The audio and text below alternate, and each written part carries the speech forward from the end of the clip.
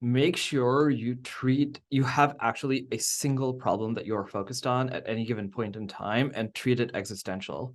So over the past call it like 12 months or so, the number one thing I have realized is every time I treat a problem as this is existential for the business, and once we get past this, everything will be easy. But I mean, that's never true. But if you act in that way and like make a single thing, the thing that you think about all the time and you talk to everybody about all the time, that thing will get solved.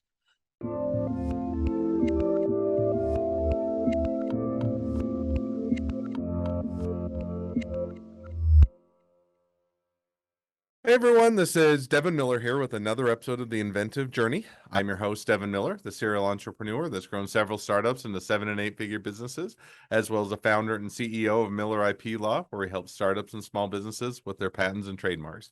You ever need help with yours? Just go to strategymeeting.com, grab some time with us to chat, and we're always here to help. Now, today we've got another great guest on the podcast, Rishabh Jain. And Rishabh, since high school, is intrigued in how the world works, primarily from a physics perspective, and also interested in making things that people are interested in and wanted. So went off to college and got a degree, I think, in business as well as physics and material science. Did some internships in Wall Street around 2008, which is maybe a good time or a really bad time to be on Wall Street. And then did a year abroad, and then came back and went and got his PhD. I think it was in solid state energy research. Also during that time, started a couple businesses that ended up failing. But pushed on, took a job at a software company and learned how to be a better manager and leader. And then built 3 businesses within that company. And then more recently started his own business, which is where he's at today. So with that much as an introduction, welcome on the podcast, Rishabh. Thank you. Yeah, man. It's taking I guess like 15 years or 20 years of life. It's still a mouthful, even though it was condensed into a minute. I was just like, wow, like this, yeah, this sounds like a long intro. And semi embarrassing. So Hey, I wouldn't unless it's embarrassing because or you don't like something in your story. I think it was a great journey, and I'm excited to dive into it a lot more. So, with that, I kind of took the much longer version and condensed it into the 30 or 40-second version. But why don't we unpack that a bit? So, kind of tell us how your journey got started in high school, being kind of intrigued with the world and how it works with physics. oh, sure, yeah. So I guess I've always been like just really curious about why certain things work the way they do. And at the time in high school, for me, the simplest one to understand was physics. I think for some people, maybe, physics is kind of like a hard subject, but for me, it was like deterministic. Like I could actually connect all of the dots. Mm, Whereas like humans, or I was like a nerdy guy, and so like humans and social skills and things like that was like much harder, right? There's like nothing deterministic about how somebody else is going to react when you say something or when you do something. It's like there's so many factors that go into it. And so mm, my curiosity got channeled into things that were like solvable. And so that was like the initial sort of curiosity. But I also felt that, hey, when once you understand how things work, the next thing to do is how do you improve them? And mm-hmm. the only way to improve them in a way in which can actually matter to other people is, yeah, is through business, right? You help people get the things that they want, and you do so sustainably by creating a business. So those were sort of those two things connected together for me in high school. So you kind of discover this a little bit of, in high school, what, where your interests lie, where you might want to pursue. And so with that kind of in mind, now you go off to college, you get a degree, and I think it was in business and physics and material science. Is that about right? Yeah, yeah. So at Penn they have this like joint degree program, so you can like literally get multiple degrees. So I had one degree was in business from Wharton, one degree was in material science from the engineering school, and then I also studied physics and math. Yeah. So that's exactly right. Yeah. Hmm.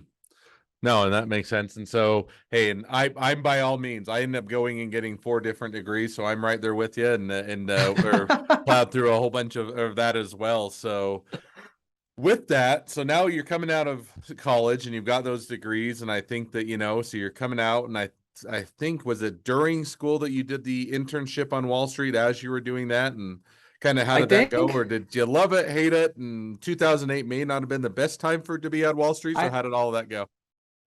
I think it was the best time. Actually, when you were saying that in the intro, I was like, actually, you know what? Of all of the stories that I have, I think that the stories of the time that I spent on Wall Street in 2008 are probably sort of the most interesting because I in I don't know if you remember the timeline of like the financial crisis, but Mm-hmm.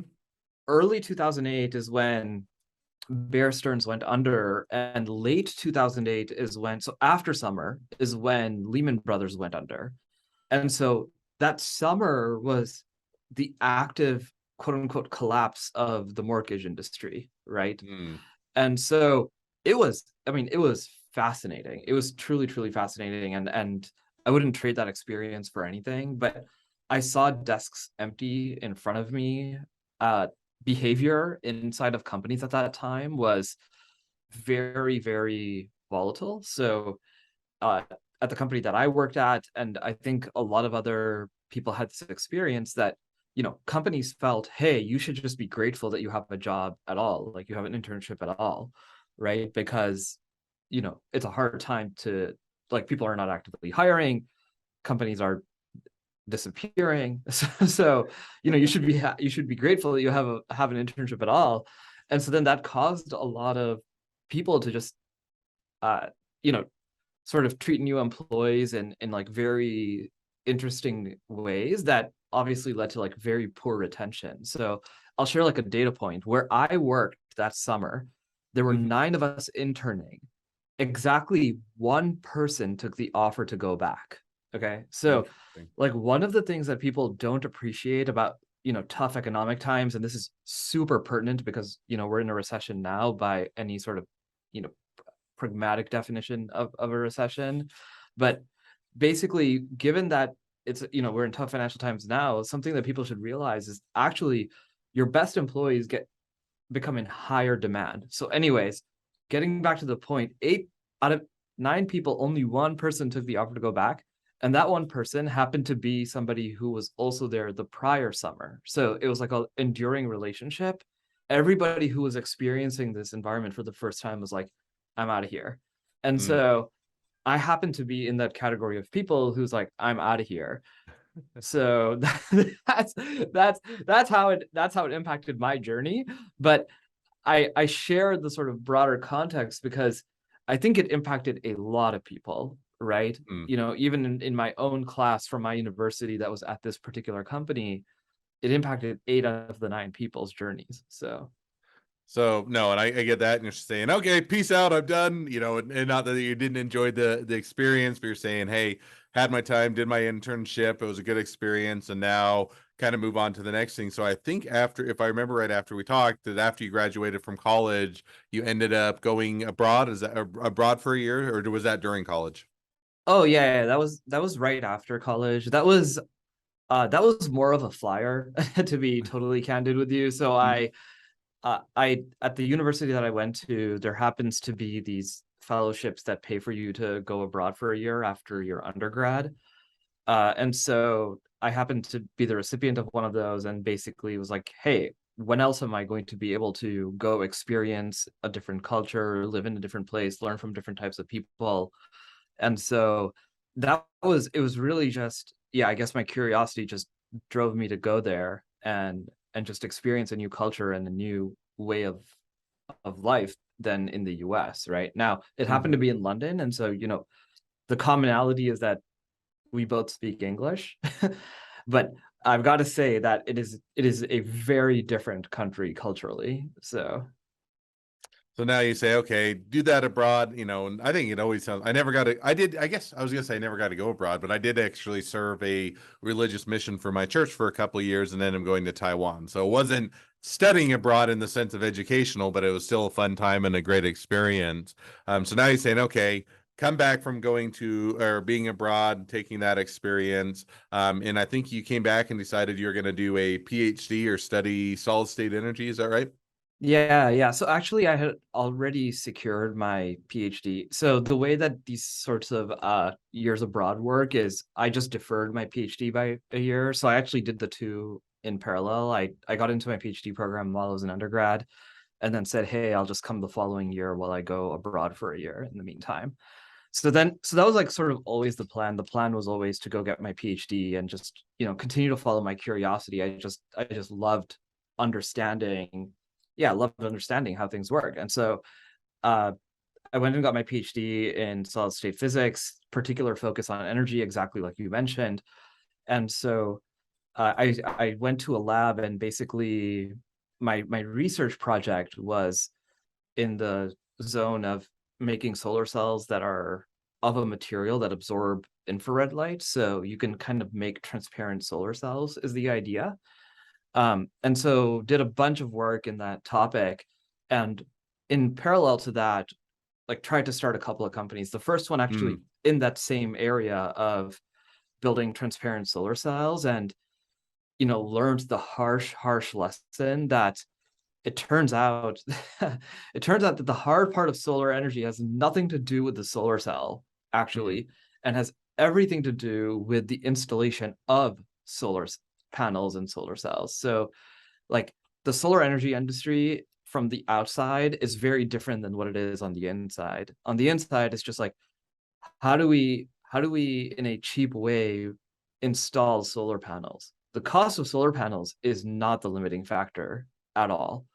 And so that was the sort of big misconception that I had, was that I had misunderstood how the business actually works. I thought, hey, solar panels still require more innovation, and that's just not true.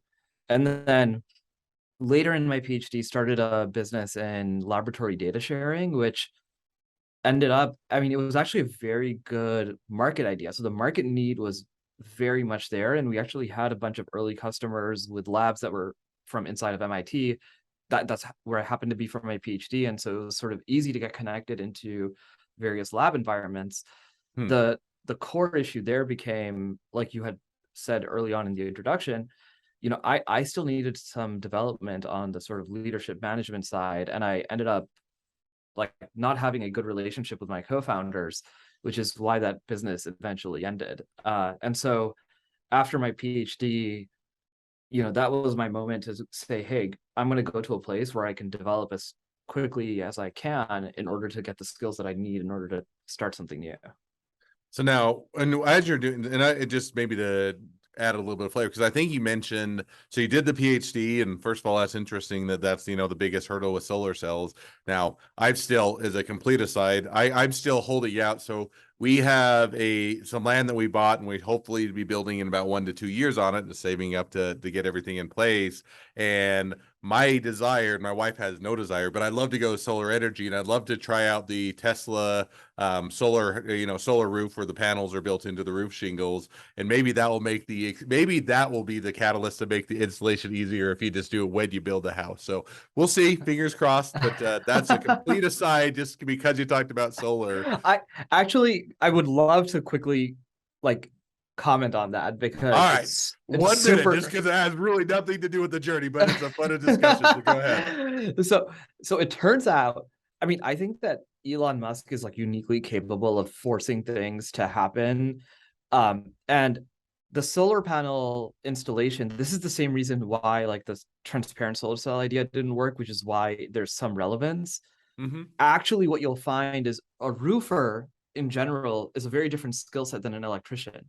So when you have a solar roof, all of a sudden you need a roofer who is also an electrician. And those are two different set of union laws and things like this. Interesting. I would actually, you're going to have to write to me and let me know how that ends up working out, because this is precisely the market issue that is very hard to understand from the Hmm. outside, is that this is like the installation process is way more complex than you would think. Yeah.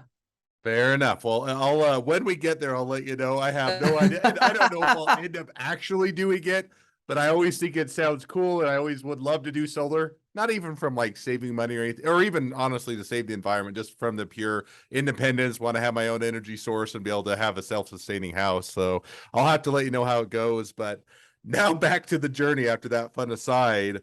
So while you were studying the PhD, I think you mentioned that you tried to do a couple startups and they didn't work Yeah. out. Or help us or give us a bit of insight as to how that went. Yeah. So the first one was this transparent solar power one, which I mean, it was literally this exact issue where we, at some point, as I got further and further into this, like sales processes with partners and things like that, they they they asked me this question, which is, hey, how are you going to get somebody who can both install Windows and is an electrician at the same time?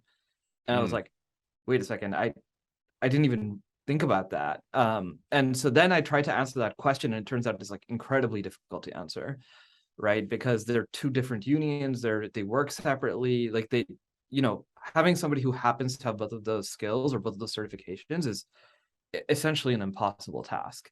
And mm. so that's that's how that one failed, was just like we did not understand the market. We didn't go through all of the steps that one should go through of, let's just pretend this thing works, what would I need to do next? Let's pretend this thing works, what would I need to do next? And that's like, in retrospect, it's obvious that that's what you should do, but at that time I did not realize that. So now what were the because I think you mentioned two different businesses that are each failed and kind of ran into those issues, but what were the businesses? Just more or out of curiosity. Yeah, so the solar energy business was trying to make transparent, like windows become solar cells, and it was called Envisergy. It's like invisible energy. Hmm, And then the lab data sharing one was just called Open Lab.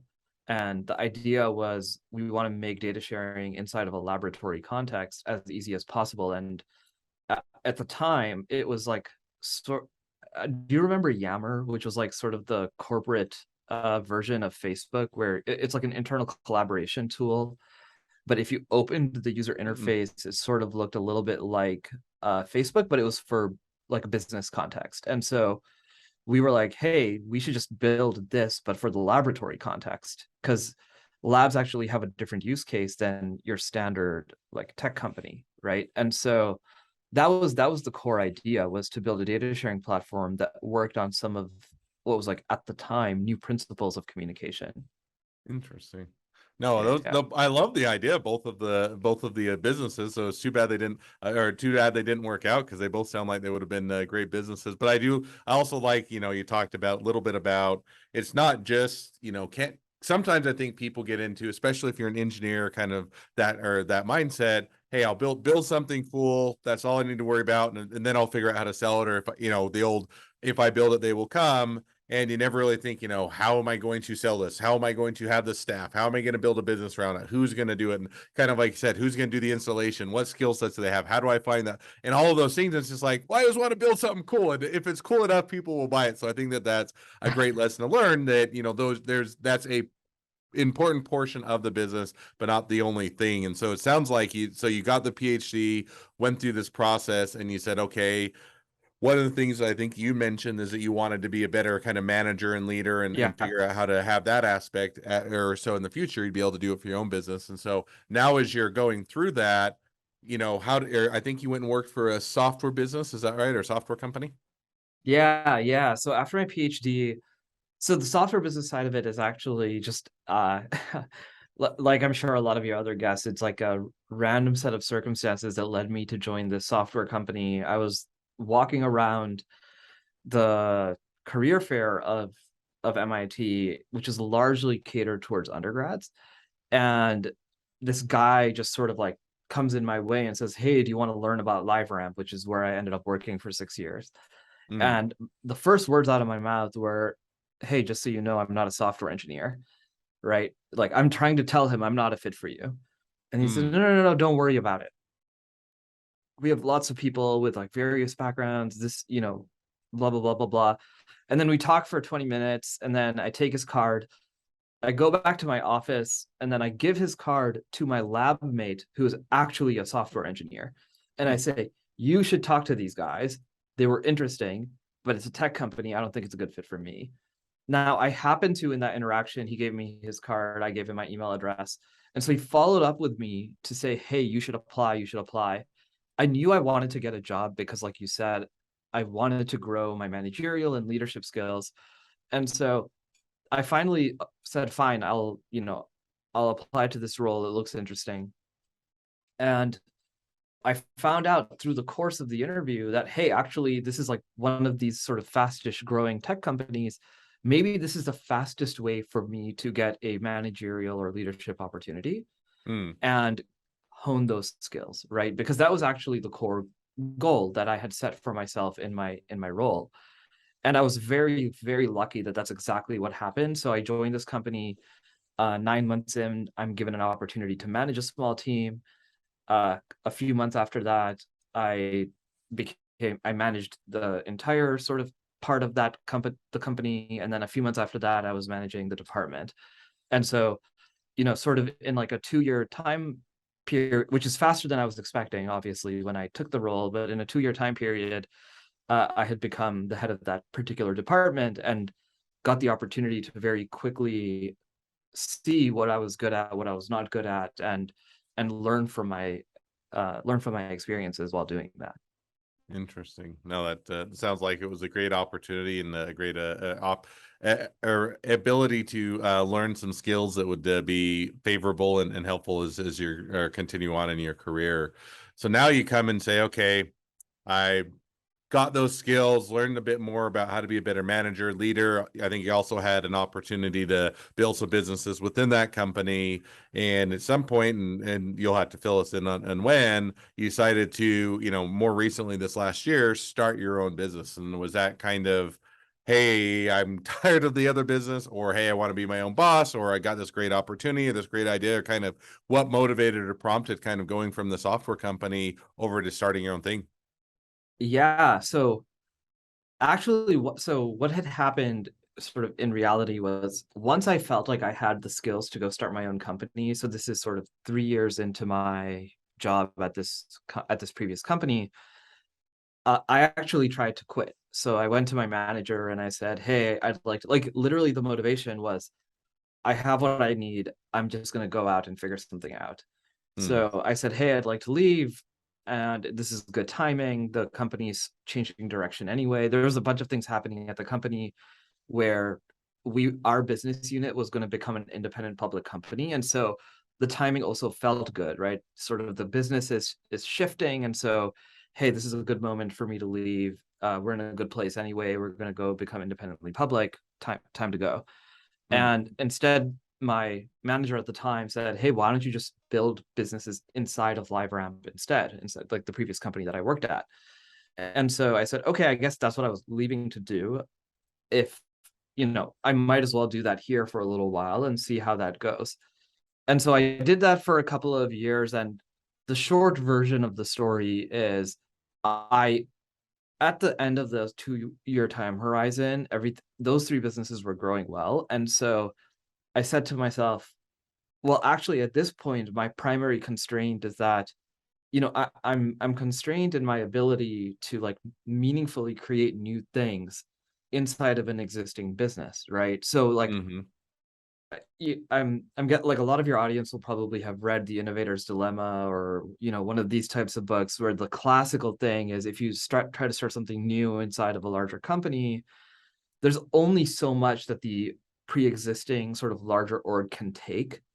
Hmm. And if anything at all, because of like resource allocation issues, the list goes on and on and on and on, right? It's like, hey, the core business is really driven by this thing. Why are we looking into this thing and that thing? And, so like, for sure, you can't do more than a few, if you can even do one well, right? Hmm. So then I was like, okay, well, really the place to be innovative is outside, as a startup, and just build something that new. And that, at the same time that I had that feeling, Apple made this like massive announcement where they said, "We're going to introduce a new privacy regime. You cannot track users from one website to another." Hmm. And that was the moment of like, okay, something massive is changing. It is time to go build a startup for whatever is the future that I believe should be created, given this incredibly large ecosystem shift, right? And then Hmm. we have seen since then the impact of that decision that Apple made, because the impact to other businesses has been incredible, right? Facebook's revenue has been hit by over $10 billion. Snapchat has literally stopped growing, right? I mean, the impact has been absolutely massive, and I Now, think this shift to the consumer internet is just like an amazing thing to be a part of. Yeah. so now how did you, so you have this kind of, okay, hit the ceiling, so to speak, or hey, there's only so much I can do within a company innovating and doing these things. So hit the time where I'm going to go and do my own thing, or I want to build my own thing. Makes sense, and certainly get that. Now, how did you figure out what that thing was, or where you were gonna, or what you were going to build? Yeah. That's what I was trying to sorry if I No, you're good. missed it. Yeah. I was trying to say, like, that's when I was feeling that is when Apple made this announcement, and that was the inspiration. And yeah, so that's sort of how the idea came together. I was already starting to feel, hey, I need to leave and go do something else. Mm-hmm. And then it's like, okay, like the consumer internet is about to change in one of the biggest ways that I think is so esoteric that very few people are going to really understand why this is such a big deal. And so this is my moment, right? And then Mm. yeah, and so then I successfully resigned, attempt to successfully resigned, left the company, and then started to explore ideas. And yeah, I mean, once you have a clear problem statement, I think, you just it's a little easier to explore for solutions within that problem statement space.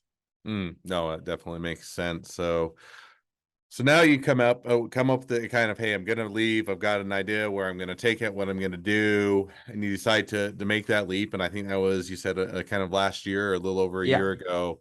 How has it gone? Has it been a great success? Loved it, enjoyed it. It's been a great decision, or you're kicking yourself along the way and wish that you hadn't made the leap and you could go back and redo it over. But give us an idea. How's it gone? I mean, I can't remember a decision that I have made that I regret. So maybe part of this is personality.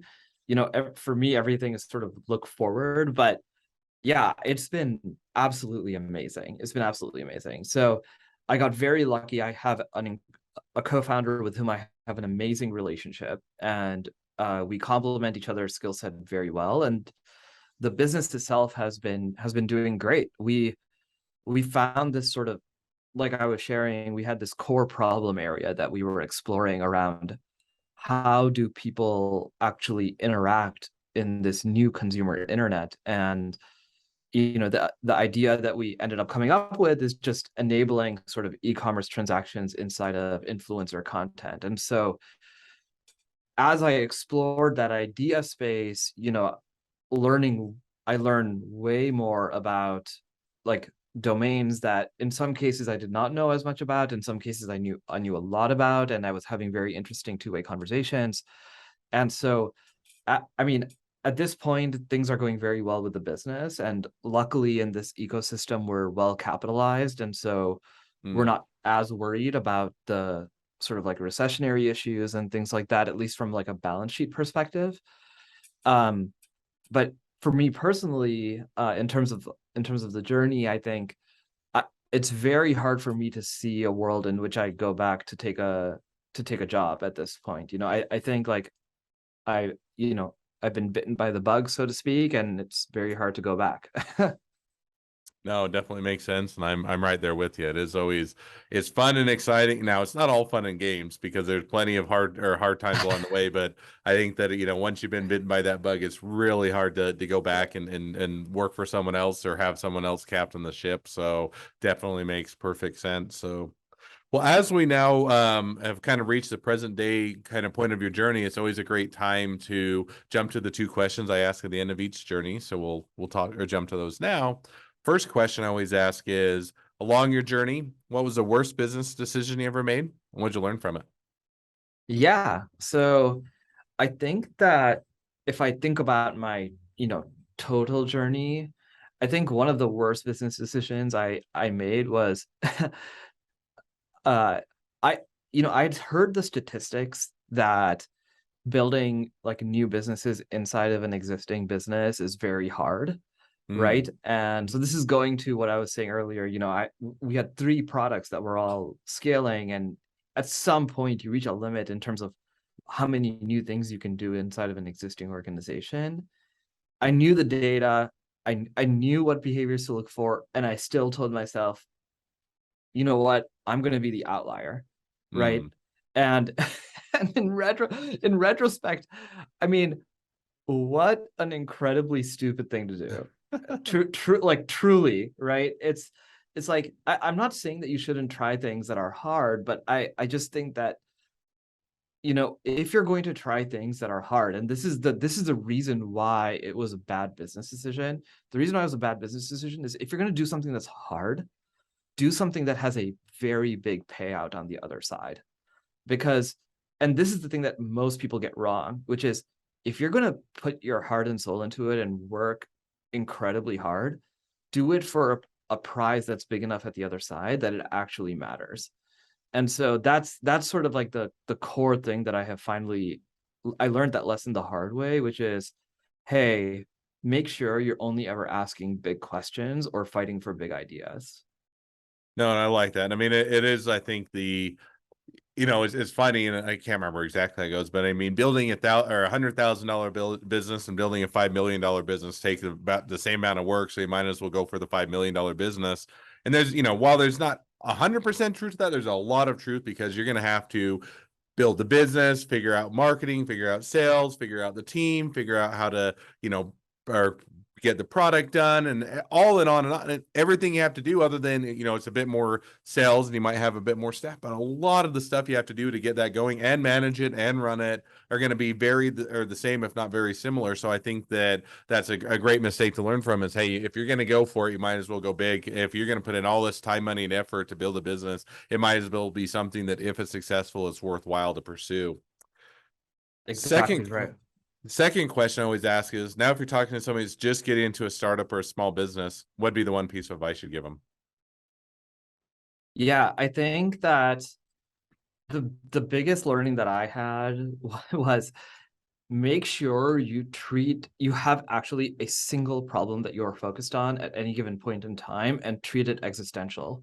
So over the past call it like 12 months or so, the number one thing I have realized is every time I treat a problem as this is existential for the business, and once we get past this, everything will be easy. But I mean, that's never true. But if you act in that way and like make a single thing, the thing that you think about all the time and you talk to everybody about all the time, that thing will get solved. And Mm. I think that level of obsession. So I'll share with you sort of the things that at least we obsessed about early on. So the very first thing was hiring. Exactly like you said, you have to build a team, right? And so the very first thing, like my co-founder and I talked about, I remember this so clearly. We were uh, in sort of this casual gathering area of one of our investors' offices, and I basically said to him, "Hey, man, if we can't hire somebody, we're dead." And I don't understand how we still have not hired somebody, right? And we just made it the single most important thing, and then after that we made like the next thing the single most important thing, right? It's like, hey, we just need to get one customer. Then it's like, hey, we just need to get one transaction. Hey, we just need to, and it's just, what is the single thing that is the most critical for your business at this point in time, Mm. and actually worry about that one thing and then move on to the next thing is the behavior that, at least for us, has been the most useful. And so that's what I No, would give as advice. Yeah. I think it's definitely a great piece of advice and a great takeaway. So now, as we wrap up the episode, if people want to reach out to you, they want to be a customer, they want to be a client, they want to be an employee, they want to be an investor, they want to be your next best friend, any or all of the above, what's the best way to reach out to you, contact you, find out more? Yeah, so uh I'm trying to be as active as I possibly can be on Twitter, which is a great place to reach me at Rishabh M. Jain. Or you could just email me if you're interested. My email is very simple. It's my first initial R, last name Jain at firmatcommerce.com. So yeah, those are the best ways to reach me. Awesome. Well, I definitely encourage people to reach out, connect up with you, and it's a great resource. And if nothing else, a great new best friend. So, but with that, thank you again for coming on the podcast. It's been fun. It's been a pleasure. Now, for all of you, the listeners, if you have your own journey to tell and you'd like to be a guest on the podcast, we'd love to have you. So just go to inventiveguest.com, apply to be on the show. A couple more things as listeners. Make sure to click share, subscribe, and leave us a review because we want to make sure that everyone finds out about all these awesome journeys. And last but not least, if you ever need help with your patents, your trademarks, or anything else with your startup or your small business, just go to strategymeeting.com, grab some time with us to chat, and we're always here to help. Well, thank you again for coming on the podcast, and wish the next leg of your journey even better than the last. Thank you. Yeah, it was great to be here.